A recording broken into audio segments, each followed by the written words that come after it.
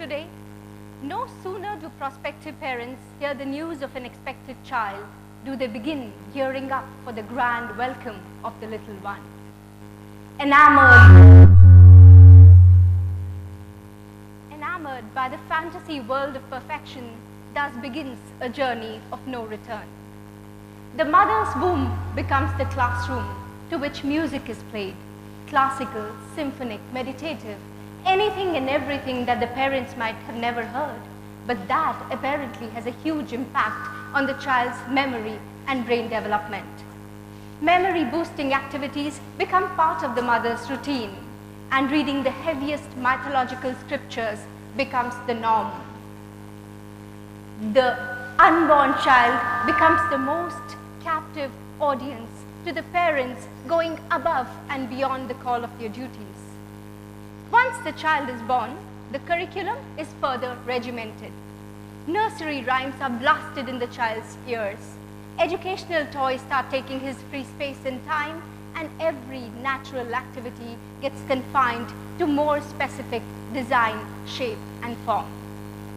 Is this to say that pushy parenting is a new burgeoning phenomena?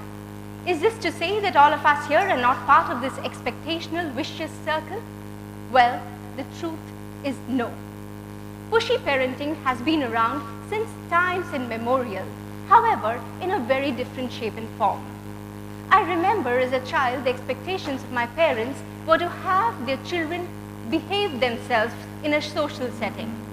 However, the decades have seen a drastic change in the way parents look at their responsibilities and in turn expect from their children. As the juggle and the struggle of how do I make my child stand out is increasing, so is the daunting pressure on parents in today's highly competitive world. Capping and defining the stages of learning and development, the fear that growth will slow down after the age of 3, the idea that children can only learn in the formative ages is gripping parents with fear. Am I anywhere suggesting that despite knowing the adversaries of all these notions, I am not guilty? If yes, then I apologize. Because as a parent to this world to which we belong, I am an equal culprit and an equal victim. An equal culprit like the millions of parents around the world who, under the garb of giving opportunities to their children, are in fact shutting their children down slowly. How much are we as parents overestimating the impact of our upbringing, our values, our foundations in raising these children and perhaps having a little hand in creating their destiny? Really? Can we create a child's destiny when we are not even in control of the present, the here and the now? So large has our swelling ego become that we start grandly ignoring the child sitting in the corner of his room, looking at the window, gazing at the stars, and wondering how on earth is he going to meet these worldly expectations, unfortunately starting right from his doorstep. The expectation to score straight A's in all subjects, the expectation to have a clear understanding of a career plan, the expectation to get admission in the top league institutions of the world, the expectation to just be a social media star, the expectation to be a jack of all trades and master of all, and the expectation to meet all expectations. The result, the same child who we welcomed with open arms is now lying curled back in fetal position, but this time crying, this time unconsoled, often broken, often anxious, often depressed. Far from creating a ravishing new world of prodigal wonder kids, we end up dishing out children who are anxious and depressed. Far from raising the whole human being, we end up creating a lineage of children who are either disconnected with the world inside out or feel loved conditionally. And parents remain oblivious to the fact that the emotional stresses that their children are facing could perhaps be due to the parental pressure that the children feel from their homes. But how did this happen? Where did we fail? When every single step taken by the parent was towards enriching the child, where did we go wrong? We failed when we rushed through the moments, the days, the months, and the years with an exigency to see our child rush from one milestone to another, bragging about his accolades along the way and using his achievements as our trophies to boast about. We failed when we only looked at the external nourishment that the child needed and somewhere forgot about the internal emotional nourishment that the child needed. So, how do we cope up? How do we move on? And is it just the fault of parents who are raising their children in a highly competitive, demanding world where dreams are being sold and the idea of perfection is being thrown as a bait? The dichotomy of whether parents can let their children lag behind or are they pushing them too far is leaving parents confused. They are mired in the muddy territory that lies between being strict and being lenient. Parents want to be friends with their children, but not at the cost of crossing lines. Parents want their children to be independent, but not at the cost of making mistakes. Parents don't want to shout and scream, but they do want to be heard. Having worked with thousands of individuals, parents, and children through the work that we do in our foundation, the major issues reported for young adults, apart from mood swings, fear of loss, anxiety, depressive syndromes, is a lack of motivation, a deep lack of self-esteem, and the inability to take responsibility. Parents say that despite their best efforts, they are locked in power struggles with their children, which often instigates the child to act out and in turn leads the parent frustrated, agitated, and angry. So what do?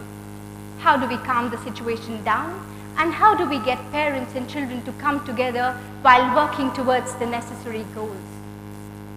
As the primary influence in a child's life, parents need to understand that while they have a very difficult job at hand, they also have the supreme power to empower their children reach their true potential.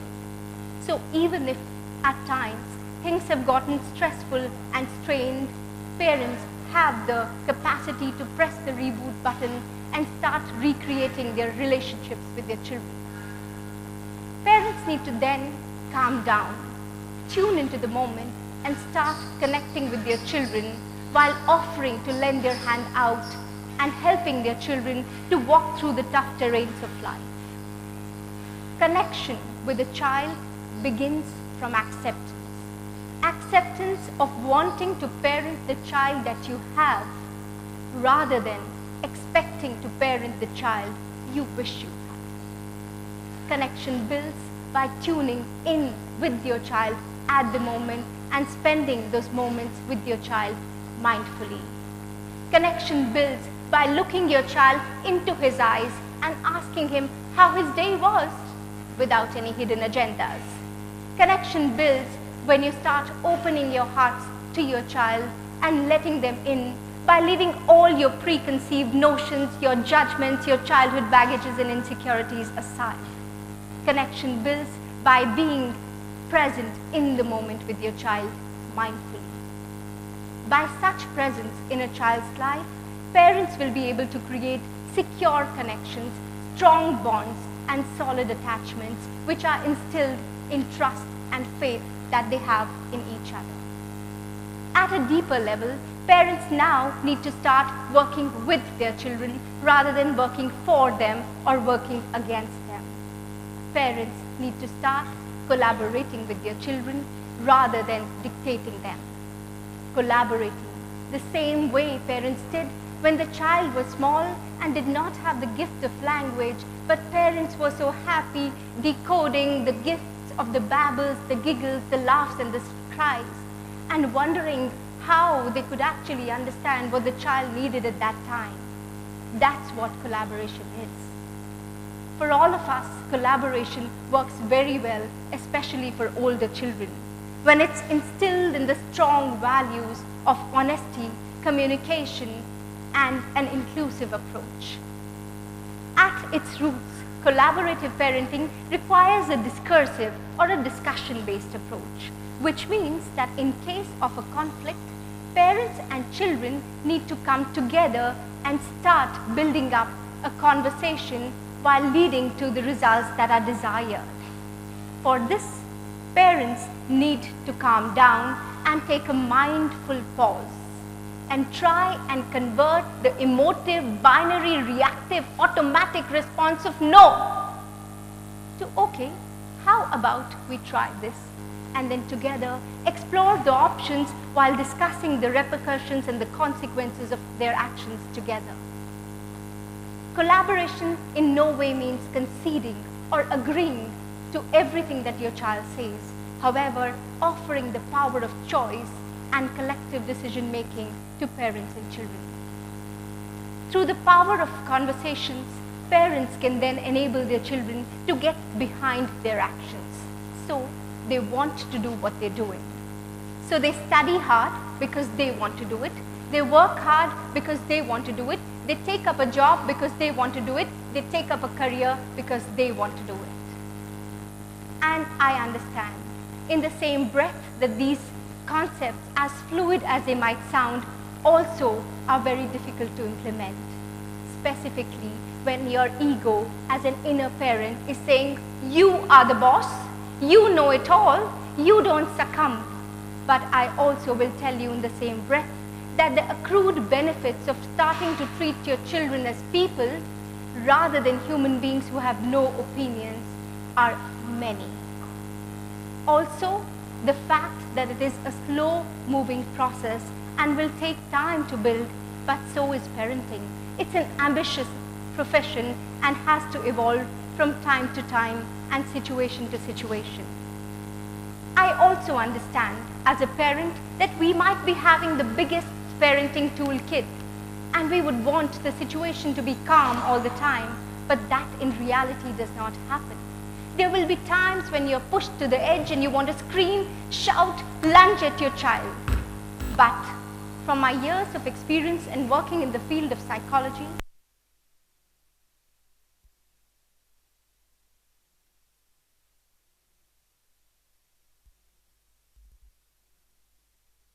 and brawling tempers, because that's the example that you set for your child.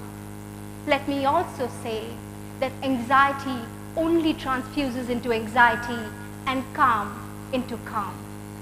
And the impressions that we leave for our children at those moments of weakness are the ones that are going to remain etched in their memory forever and also have a huge tendency of getting replicated in their future behaviors. So, instead of dictating, let's start collaborating. Instead of dominating, let's start ideating. And as a parent, rather than having the tendency of wanting to dream for your children, let's start dreaming with our children. Because that's when the role of a parent will blend into that of a friend, a confidant.